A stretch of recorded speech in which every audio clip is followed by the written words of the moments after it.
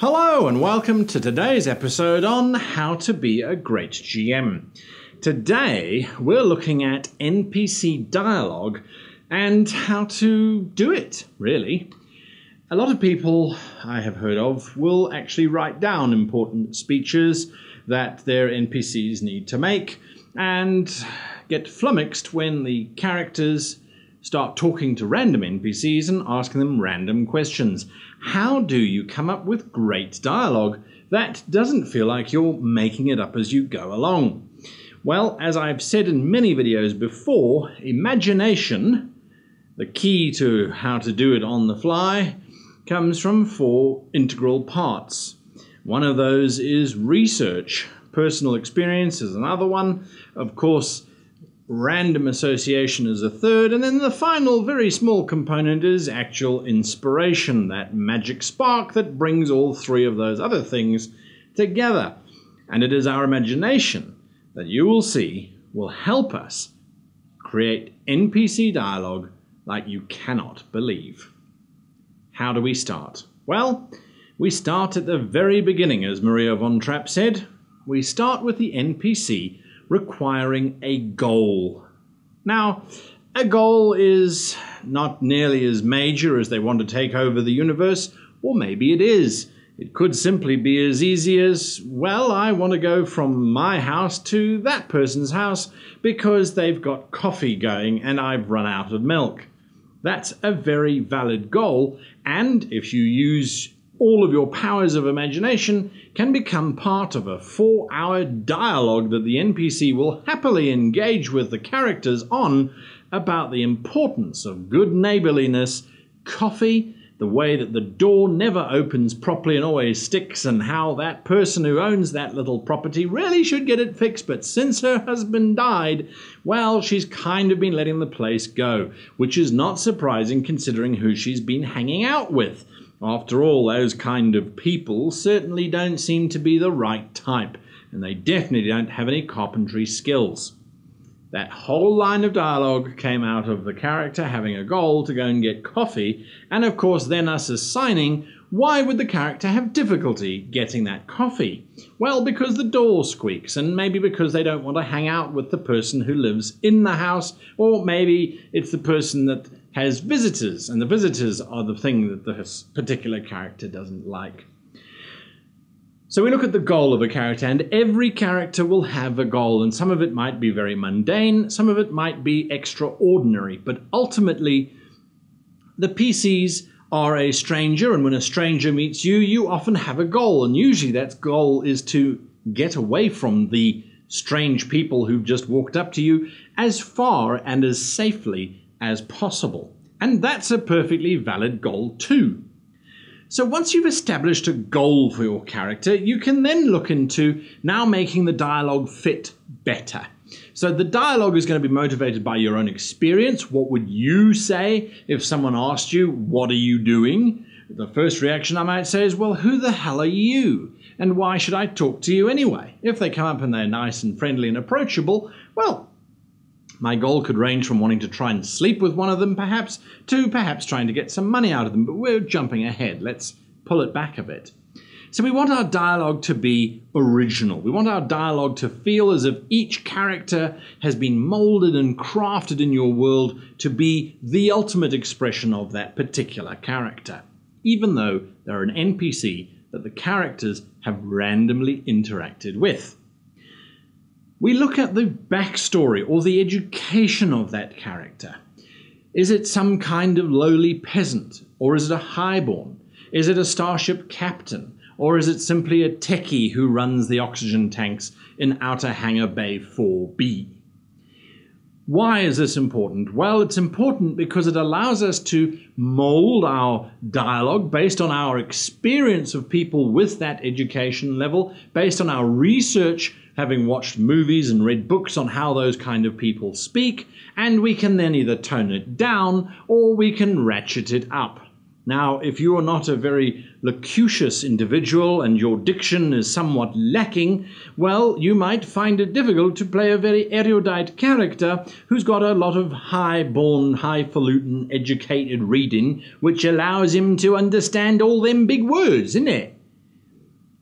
point is, by simply changing the words that you use, you're creating dialogue for characters that is really remarkable.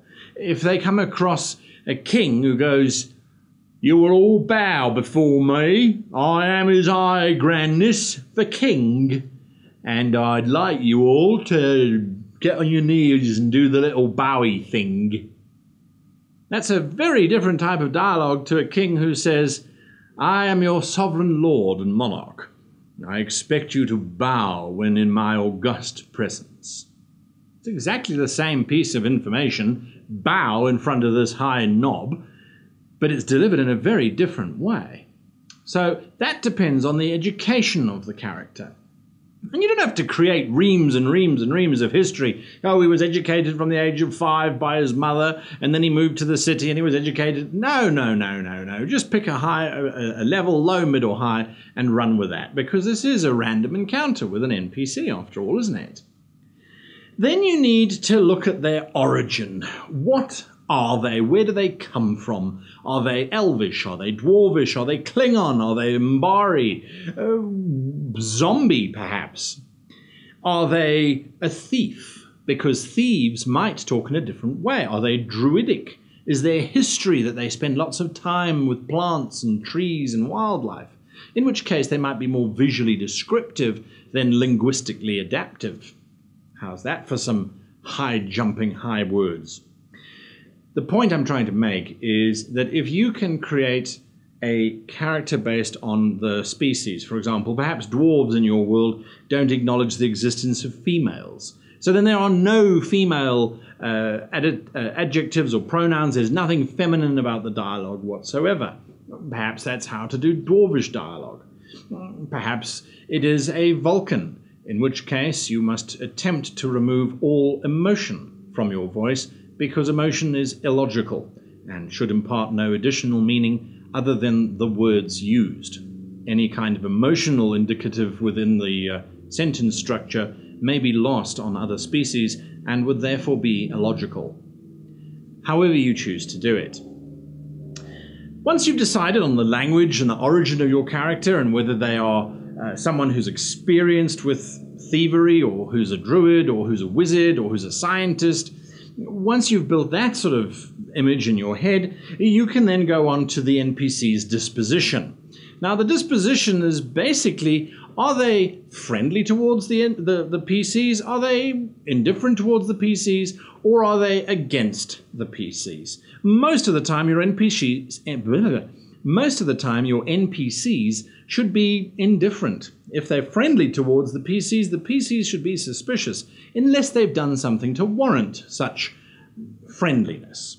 Of course, if they're hostile, the dialogue that they will be delivering is more along the lines of something that is threatening and provocative rather than something that is helpful.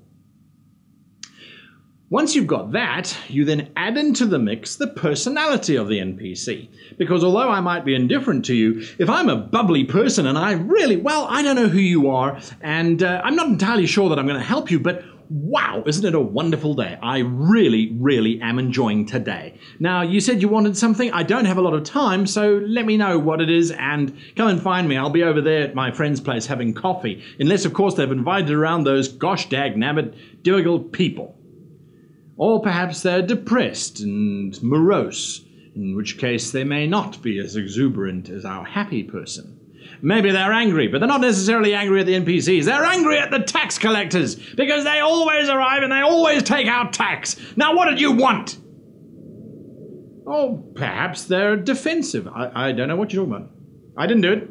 What are you accusing? If you're accusing me, I didn't do it. Perhaps they're overly aggressive. Yes, what do you want? Speak quickly or I'm out of here. Now, tell me what you want. It's not angry, it's just aggressive. There are a whole lot of other options. They could be scared, they could be excited, they could be closed. It's entirely up to you to decide on this particular NPC. And it's always by an NPC basis. Next question to ask, and yes, there are a few questions that we are asking, but this next question is fairly important and again relies on you as the game master, as the creative, to draw on your imagination. And if the characters walk up to, let's say, a techie who's working in a hangar bay and ask him a question, all of this must be answered almost instantaneously in your head. But what would a techie be doing just before the PC approached the character? What was he doing? What was his goal? And then you need to work out, well, now that they've been interrupted by the PCs, what then is their goal? So if it is the techie, maybe he was running a diagnostic on the landing gear of a particular spacecraft. He gets interrupted. What is his goal? Well, his goal is to maybe get rid of them as fast as he can so he can go back to repairing that or running that diagnostic on the wheels, because later on he's meeting his buddies down in the bar for a game of Domjot, and that's really what he wants to do. And I'm going to tell you why all of this is important in a little bit. So now we know what he was doing beforehand, now he knows what he's going to be doing afterwards. We then have one final question to ask, and that question is, what is the role of the NPC? What are you going to use them as? Because any encounter with an NPC, even if it is the characters going, oh yeah, we're talking to the kid, all right, good. I turn and talk to the barmaid, or the serving maid, or the slave. You hadn't planned on them talking to the slave, but every single NPC needs to have a function. Are they going to be a guide? Are they going to just provide information? Are they going to become an enemy? Are they going to try and hinder the party? Are they just filler? Are they perhaps going to try and help the party? And this is up to you to decide on the ramifications of any of these particular choices. But if we look at a filler, then it is an NPC who is going to give the characters absolutely zero information about their actual question and so much information about other stuff that what you might find is that your filler becomes the lead into the next adventure much, much later on. If we go back to the analogy of this lady who likes to visit her friend for coffee, well, perhaps after the PCs have completed the quest that they're on, they come back and they say, well, why does she always have coffee and you don't? Is there a coffee supply shortage? And if so, is there someone who's attacking the coffee convoys? Are the ships being sunk from South America before they can get here? And off you go on another adventure. It looks like you're a genius GM who's created this amazing little plot hook months in advance of the actual plot itself. Meanwhile, you were just filling time. If the PCs want to talk to every single character in the village because they like to play MMOs where you have to talk to everybody in the village, you can just use them as fillers. But don't underestimate the power of using them as a hindrance, as a delaying tactic to allow your grand villain to accomplish something. It will teach them to expedite their conversations with NPCs. On the other hand, maybe they are just giving out information. It's a town guard who talks about the execution that's happening later. But does he really care? No. All he cares about is when does he get off of duty, because his bride-to-be is waiting out by a tower just outside of town. And that's really where he wants to go. Or perhaps it is a judge who has 100 cases to get through, and so he is simply going to guide the characters. Well, I'm terribly sorry, but you don't have the correct documentation. Why don't you go and speak to the court clerk and see if they can get you the necessary permits that you need in order to bash down a door? Next case, please. In other words, linking all of this information together. Their function, their activities before and after the conversation, their personality, their disposition, their origin, the type of language that they use, their education, and giving them a goal will really allow you just to channel a character. Just have in mind all of those things, and suddenly NPC dialogue really shouldn't be that hard. Put yourself in their shoes with that goal, and then limit yourself according to those values, shape it according to those values, and always make sure that when a PC walks away, they know exactly what was going on with that NPC's life. The more that the PCs can feel that every single NPC's got a role in this world and has dreams and desires, the realer it will feel. And that means that almost any dialogue that you spew out of your mouth will be taken as real. A few more examples. Let's run through the list very quickly so you get a sense of maybe how to do it. we're going to have a female character. Our female character's goal is she is the captain of a starship, and she happens to be on shore leave because her starship is damaged and she's waiting for it to be repaired. She is fairly well educated, but not overly so. Her origin is that she is from a backwater planet where they frowned upon nobles because they gave on orders on high, and her disposition is, let's say, somewhat opportunistic. She wants to get an advantage out of every situation. She is, however, fairly closed. She won't reveal too much information about herself because, well, information is money. And she wants to try and get as much of that as she can because she's got to pay for her ship to be repaired. Finally, what was she doing before? She was enjoying a quiet drink, musing over how expensive alcohol has got since the last time she was in this port. What's she going to do straight after the conversation with the PCs? She's going to try and raise some money to pay for the repairs. She might go and look for her first mate. However, money is the major thing on her mind. And we decide that she is going to act as let's say she's going to act as a guide for the players. So we have a closed guide for the players. Very, very simple. So the players say, "Hi, we're looking for a job." "Well, aren't we all looking for a job, honey? Cash ain't flowing freely, you know what I'm saying?" The PCs then might say, "Well, do you know of any jobs?" "Pfft, if I knew of any jobs, I'd certainly take them." "Well, that is, of course, if you're talking about legitimate jobs. There's all kind of shady dealings going on, but for that you'd need to speak to old Spike." Just thrown in the fact that she is not an evil enemy character. She is fairly trustworthy. She has information which they could get, and money, money, money, money, money, money, money. The PCs might then say, "Well, do you like the color purple?" "What kind of question is that? Who likes the color purple? Ain't that the color for sexual repression or whatever it is, that big fancy word?" "I have no idea, and you are wasting my time, quite frankly, because unless you've got a bucket load of credits that you're willing to give me for, oh, I don't know, nothing, you can mosey on over. I don't need you." Again, money, money, money, money, money. A little bit of example that she's not interested in big fancy words, leaving it up to the players. You mentioned, was it Spike that we'd have to talk to about getting a job? "Well, sure, you need to speak to Spike. He runs all of the illegal activities on this station, but I wouldn't go near him. He is dangerous and will double-cross you in a heartbeat. Don't go near him. That's my advice." "Yes, well, he's obviously dangerous, but so are we. Can you tell us where Spike is?"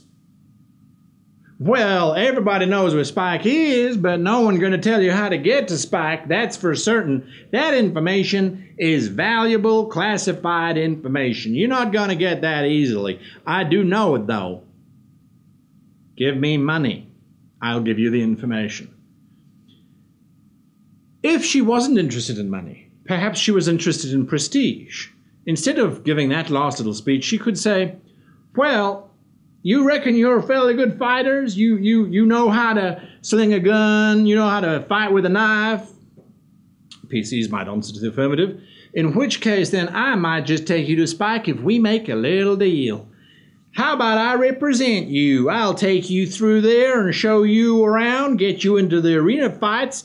You win, let's say, we'll split it, 80-20 to me. And you get to be known as Demora's crew." Again, she's being helpful, she's being closed, she's not telling too much information about herself, although she has given away her name now. You get the point. The idea is to give them a goal and try and get that goal out of the PCs if the PCs can give it. If they can't give it, then quite frankly, it's about telling the PCs that unless they want something or have something to give the NPC, they really don't have the time for it, which is what most people would respond to. I hope that this has been helpful in some small way of allowing you to realize that you really do have the power to create amazing dialogue on the fly if you just start to get into your head certain routine questions that you are asking every single time your players are doing something in your world. And ultimately, it really does boil down to having lots of little micro stories of somebody wants something badly and is having difficulty getting it. And that means every little NPC becomes an amazing opportunity for you to add in stories that just go wild and take your adventure in a totally new way. And of course, always drive your dialogue based on the goal of the character, plus all of the other things that I've spoken about. Hit that like button, hit that subscribe button, and of course leave your comments. Tell me, how do you generate NPC dialogue on the fly? Do you have a process like I do? Do you have this list in the back of your mind that you're filling in every single time the players are asking a question? And let me just say quickly, I know I've finished off, but this is for bonus for you who watch right through to the end. If the characters turn around and ask an NPC a question, you don't have to have all of these answers at the first line of dialogue. The first line of dialogue could be, "Who are you?" And whilst they start answering, you start to populate the list. But even continuing, you don't have to have all of this answered right before the first line of dialogue is spoken. That's going to slow your game down. You're making this up on the fly. A nice, easy little trick to do is to get the PC or the NPC to do or ask a question that will cause the party to fight amongst themselves, at least temporarily, while they try and answer something or they try and come up with some kind of solution. Anything along those lines, just to buy yourself some time to just quickly, in the back of your head, create this NPC story. There is something else that's coming up. I have been told that maybe it's time to look at Patreon. As you can see, we love making these videos and we love the conversations, but with a little bit of help from you guys, outside of just being awesome and sharing on this channel and chatting, there is a page that's being made and it's going to launch on the 1st of October, all things being equal. Until then, happy gaming.